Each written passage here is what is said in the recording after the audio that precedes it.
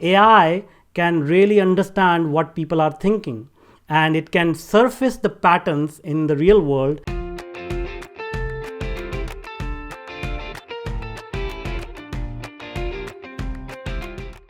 Hi, everyone. It's Kara Goldin from The Kara Goldin Show, and I'm so excited to have my next guest here. So, we have Manuj Aggarwal here, who is the founder and CEO of TetraNoodle Technologies. We had actually met through LinkedIn, I'm very grateful for all the platforms that are out there today where you can meet people from all different industries all over the world, and they get to know you and your stories. And Manuj was one that I really really admire what he's done. So he is the founder of TetraNoodle Technologies. He's a business accelerator, an inventor. He's also an author.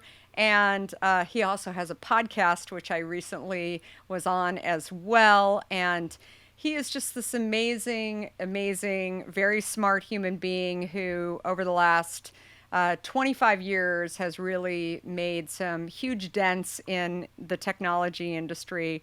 But today we're going to talk a little bit more about how Manuj built TetraNoodle and how they're using technologies like AI, artificial intelligence, that is blockchain and human psychology to better inform their clients. So interesting. Very, very excited to talk a little bit more. And by the way, uh, many people may not know the brand name TetraNoodle, but large companies like Microsoft and IBM and universities like the University of British Columbia are all using it and are very aware of what Manuj is doing. So definitely pay attention here and learn something if you haven't heard about Manuj and what he's doing before. And he's also written 2 books, which I want to talk a little bit more about technology deployment. And he, like I said, hosts the podcast Bootstrapping Your Dreams, which is an incredible show. So, welcome, Manuj. Thank you so much, and thanks a lot for that introduction. So excited to Absolute, be here. Yeah, absolutely. So, where are you today? I'm in Vancouver, Canada. Okay, Yeah. wonderful. Very, very nice. And tell us a little bit now. Where did you grow up? Where was little Manuj starting out his life? Sure. Yeah. No, I grew up in India, in northern part of India, very small town. This was obviously, 45 years ago, and small town in India. Even today, India has advanced quite a bit since I was there.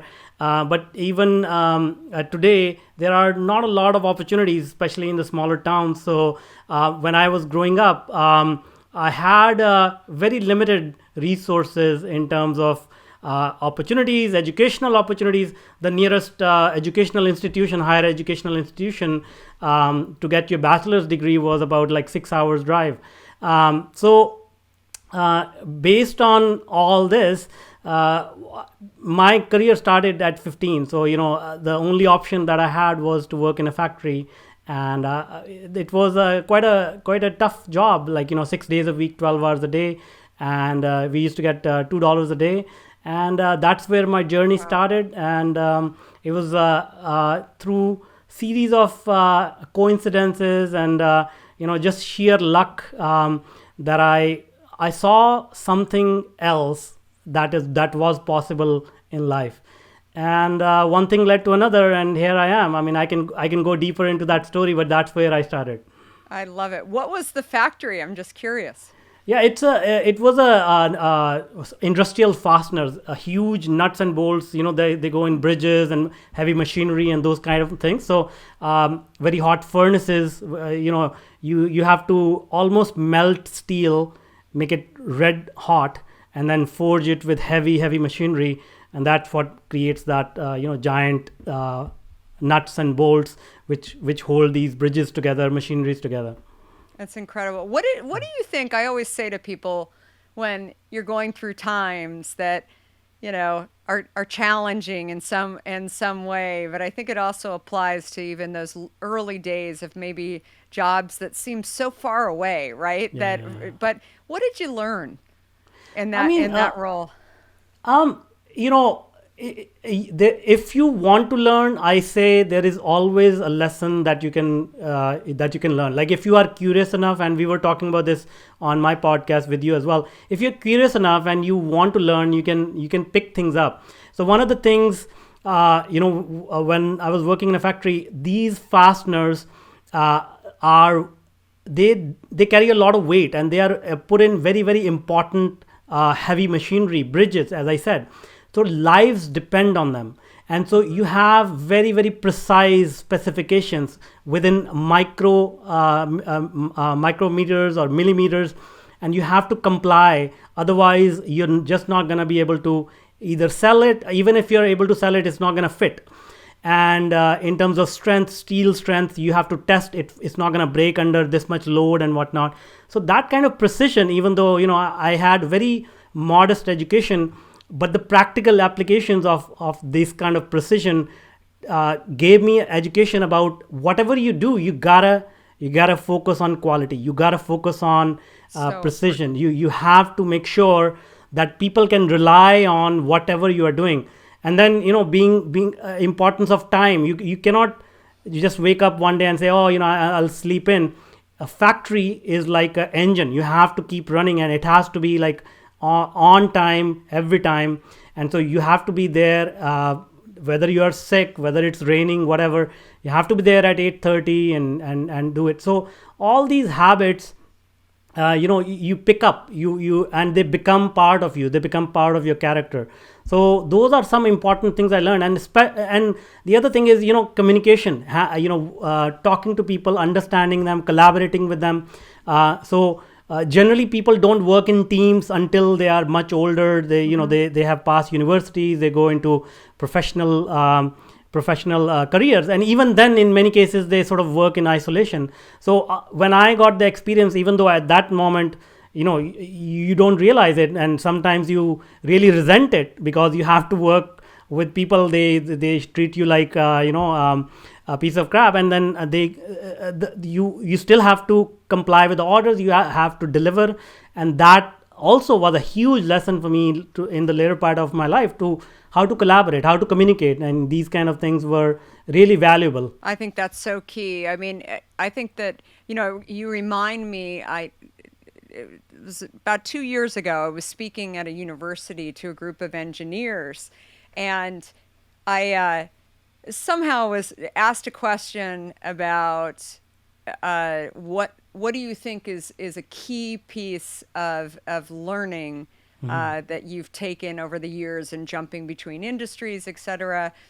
And I think it goes into a lot of what you're saying too, that gaining appreciation for other things that maybe you're not doing. Maybe it's in a different department, but looking back on my own journey, I think that when you understand how components come together, when you Yeah, say you're an engineer and you don't have appreciation for finance or marketing or any of these other aspects because you don't really understand it, yeah, yeah, yeah. you'll never be running a company if you don't appreciate those things. You don't have to know how to do all of them Yeah, yeah. and to scale, but you need to understand a little bit about it. And I think that some of those early jobs where maybe, you know, there's more in the wheel than just what you're doing, and Absolutely. understanding the teams aspect, even though they're not necessarily called Yeah, yeah. teams at that time. So that is, great learning along the way that I always try and press on people. No matter what you're doing, do it well, but also have Absolutely. appreciation and try and get a bigger understanding of what other people are doing. Absolutely. Absolutely. Yeah. So a lot of your history, you've done some amazing things, but you are the founder of TetraNoodle Technologies. Tell us a little bit about that company and a little bit about what you're doing. Yeah. So, as I was sort of going through my professional career, and I had early success, and at home things were not very right. I've had a challenging relationship with my parents, challenging relationship with my spouse, and but then as it is generally, when you are getting success in one area of life, you say, these people don't understand me. So what ended up happening was, after some time, I had my first child, and I was not able to bond with him. He was not very close to me. So that really touched my heart, broke my heart. That, hey, I've gone through life trying to push through, make something out of my life, and along the way, whoever doesn't agree with me, I just blame them. Hey, you don't know what you're talking about. But then how can I blame a child, and that to my own child? So that sort of really was one of the darkest periods for me, because I was like, this life, I don't even know what to do with it, because if I can't connect with my kid, that's going to be a hard life, which led me to find solutions. As being an engineer, always, okay, there is a problem, let's figure out a solution. So then, because of that experience, I said there must be something in me that is causing all this. So which led me to going into meditation, understanding about the mind, getting into spirituality and things like that. And then a lot of dots started to connect, which is how we create our own reality, how we think differently based on our past experiences and things like that. And then on top of that, I was getting into AI. So I have 4 patents in artificial intelligence. And when I looked at the continuum of how our mind thinks and what AI is doing, it's basically a continuum, because AI can really understand what people are thinking, and it can surface the patterns in the real world, what really works, how people think. Whether that's right or wrong, irrespective of that, AI will just tell you this is what people are thinking. And if you look at it, how this is applied, all the social media platforms use it, and they amplify what people are thinking, and they sort of in their own way reinforce that belief. And that is the reason it becomes so addictive for people to go to social media platforms. Now, I was never like a very social person. I'm still an introvert, but just looking at all these things, I connected the dots that, hey, if these large corporations can use it for for social media purposes or getting attention, we can use it for many other purposes. So in the industry, in the business, there are so many applications. If you want to break into new markets, if you want to raise pricing, if you want to make your customer more loyal. So it's all about understanding other people. And as humans, we have ego problems, we have biases, we have days which are not, we are not in a good mood to talk to other people. But as you apply AI in these realms, it can actually start to build these connections, it can actually start to build these relationships, and then practical applications can be implemented. So that's sort of what we do now, where we help corporations understand their data and then apply it in the real world, to grow their business, make their business better, build connections, get their message out, and all these things are possible. It's amazing. So how do you think about the startup who you're talking to versus a big corporation? How are they similar? How are they different Yeah, as it I mean, applies to your business? absolutely. Startups want to move fast, and they are chaotic, and but they want the structure of large corporations. They want the connections of large corporations. They want the exposure of the large corporation. On the other hand, large corporations have all this, like they have resources, they have money, they have structure, but they lack the nimbleness. They lack the ability to move fast. So what we try to do, and then we see this across industries as well, where one industry has solved a problem, but then the other industry does not know anything about different industries, so they still struggle with the same problem. Yet, since they don't like pick up their head and see, hey, if somebody else has solved the problem, so that's what we do. We cross-pollinate these ideas and help startups move faster, gain traction very quickly. And on the other hand, large corporations, they want nimbleness, so we help them with moving. Take the ideas from startup, and then do the hit and trial sort of a way of agile methodologies, those kind of things that large corporations don't generally understand. We help them implement those. So both of them benefit in this way. Interesting. Super, super interesting. I think also, obviously, large companies sometimes, as I say, they can't get out of their own way, right? Yeah, So exactly, it's exactly. when people are trying to look at new trends, I think that the big question, I'm sure you've run into this, is are they actually willing to move Yeah, forward? So, absolutely, absolutely. startups, when you start with a blank slate rather than trying to fix things that large Yeah. companies are doing, that's really what I think that the key difference is there. So, and then obviously, like you said, the resources, they don't have the resources, but large companies don't know what to do sometimes Yeah. with all those resources. So, I've read about your work deploying blockchain. Talk to me a Yeah. little bit about,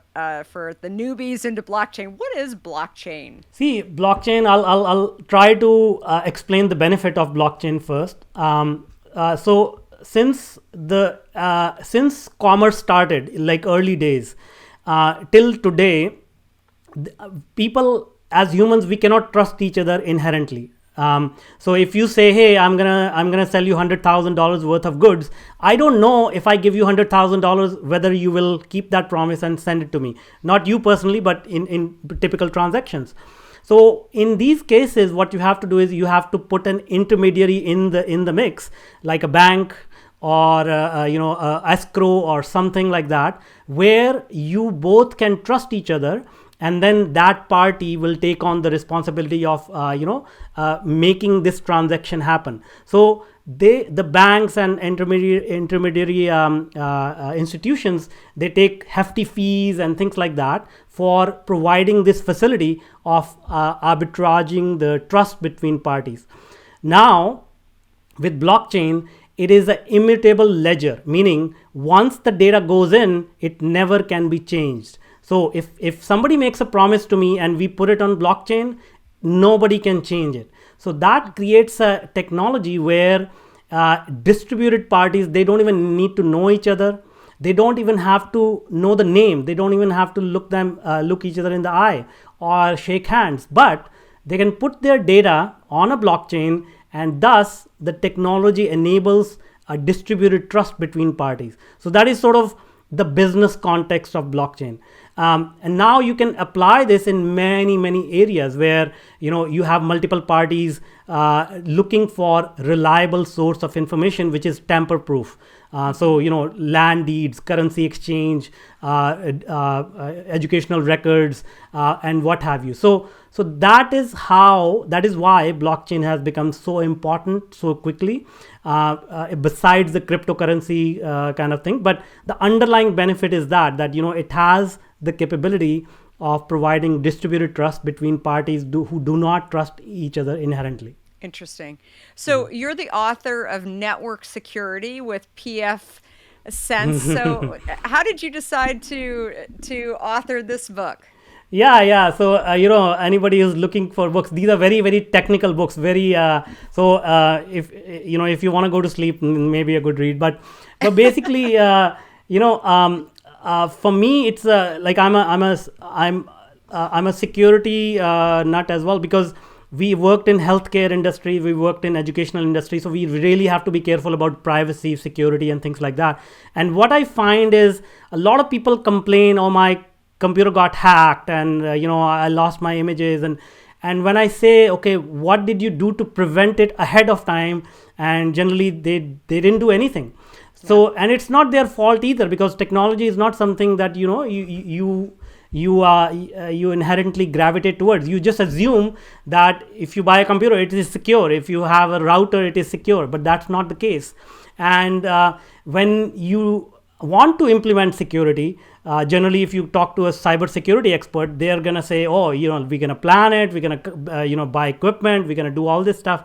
But at the end of the day, people need to realize there are fantastic free tools available out there which can secure your network, very in a very good way. And not only that, there is additional functionality available in these free softwares that is not even available in commercial appliances, commercial software. So one of the things that I always use is an open source firewall. A firewall is basically a protection for your network. And pfSense is one of the best out there.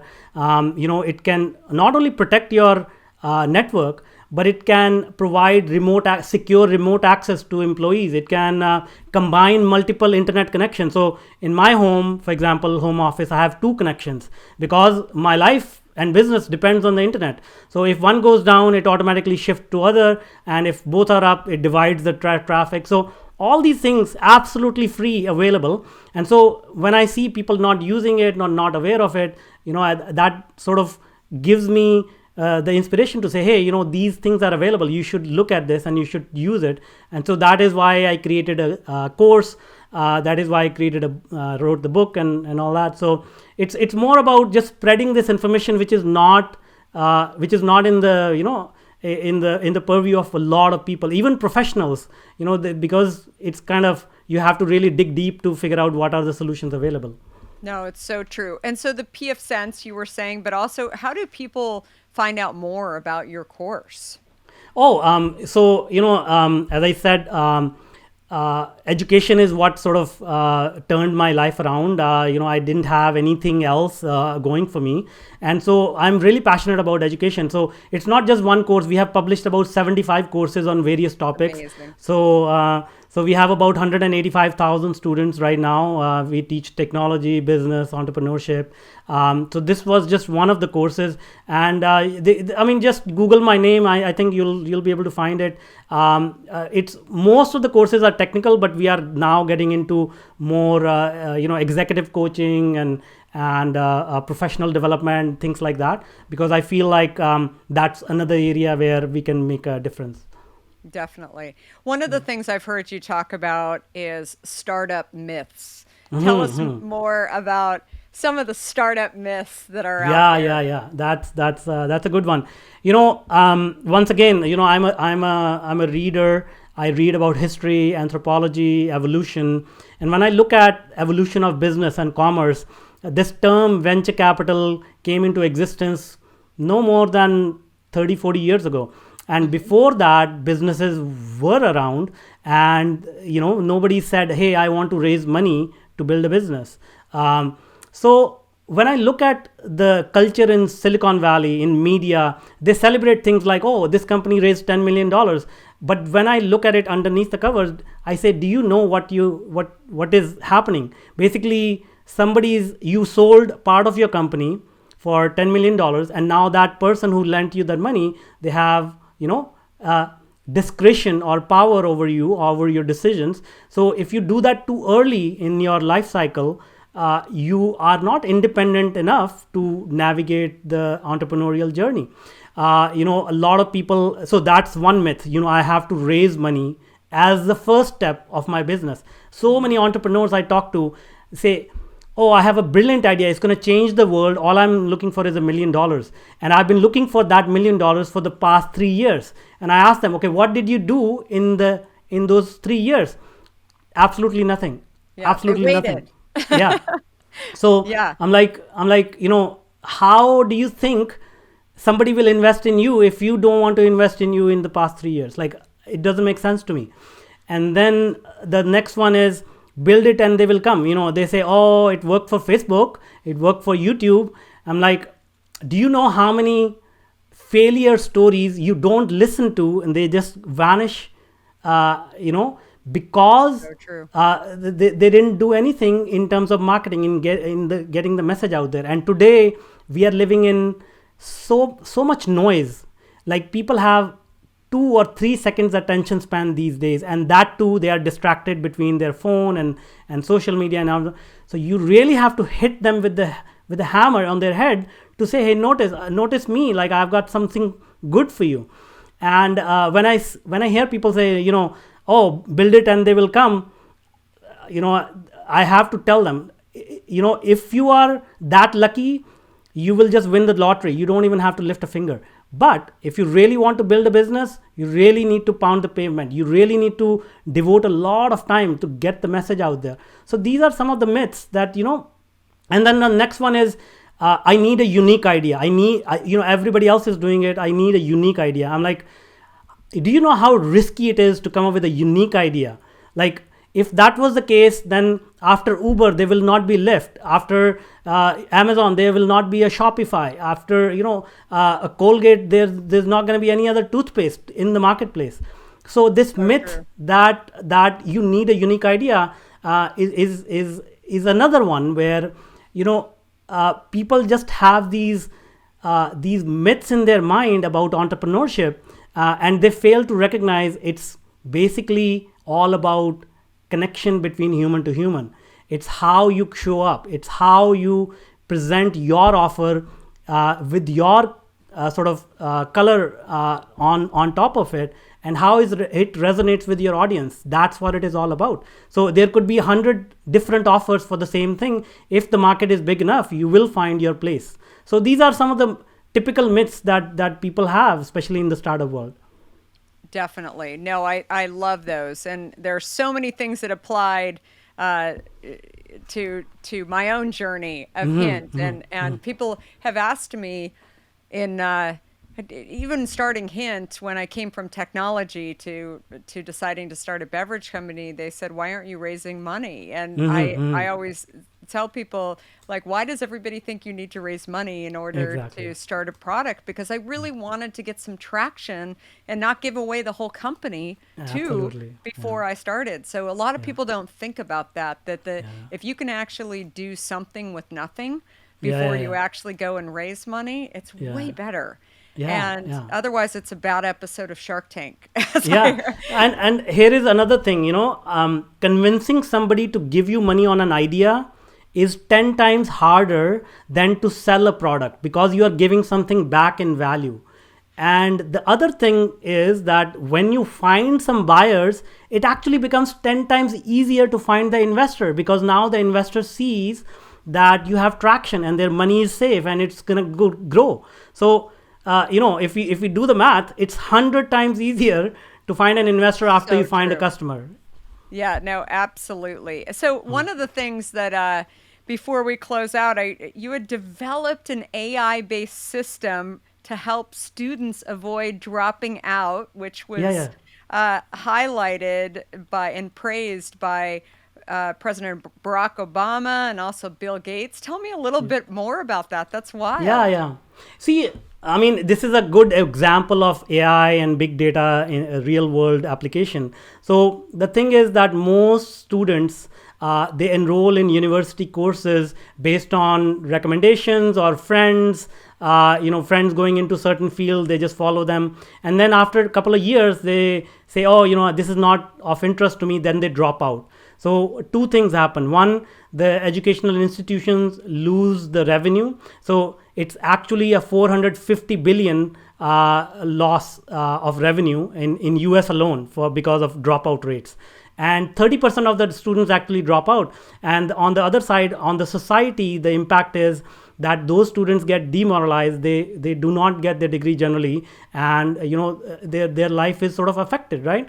So what we did was we said, okay, let's figure out what has been their past performance, what has been their aptitude, what are they interested in. So we collected their SAT scores, their school scores, their historical performance, and then based on all that data we look for patterns. And then, almost like Netflix recommends movies and shows to you, we recommend the right courses to the students.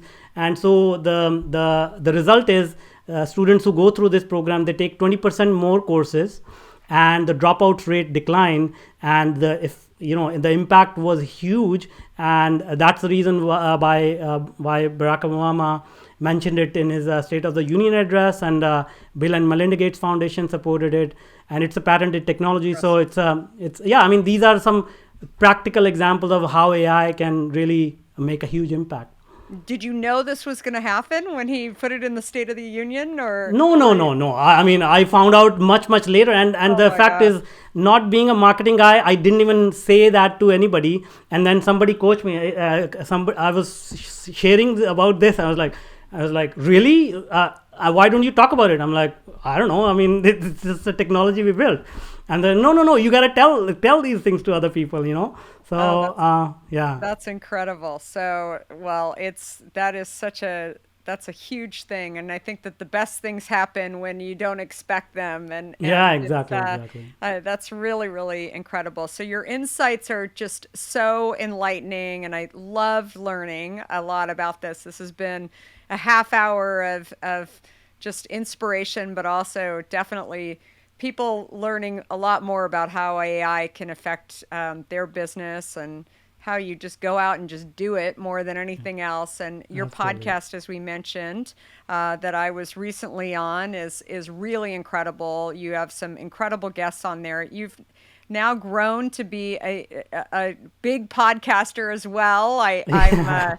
definitely a little motivated by your experience Oh, and thank you so much. what you've seen. It's really really incredible. So thank you so much for coming on, and thanks everybody for listening. We're here every Monday and Wednesday with amazing guests who are really sharing all kinds of great insights and stuff, but also just stories of how you can do it too, just by listening to other people, listening to people's journeys of, lots of underdogs, I think, join me on mine to really share that they came from something and it really improved and maybe had some bumps along the way. But Yeah. clearly, I think it's more than anything, you need to hear those in order to move forward. And your story is definitely that. So, Well, thank you so Jeff, much for having me. Thank you so much. I'm so thankful, excited to be part of this podcast. Amazing questions, and you are an amazing human being, and you have done amazing things in your life, as you said. Going over all these challenges. So, thank you so much. thank you very much. And everybody, subscribe and give lots of stars to Manuj. And thank you, everyone. Have a great rest of the week.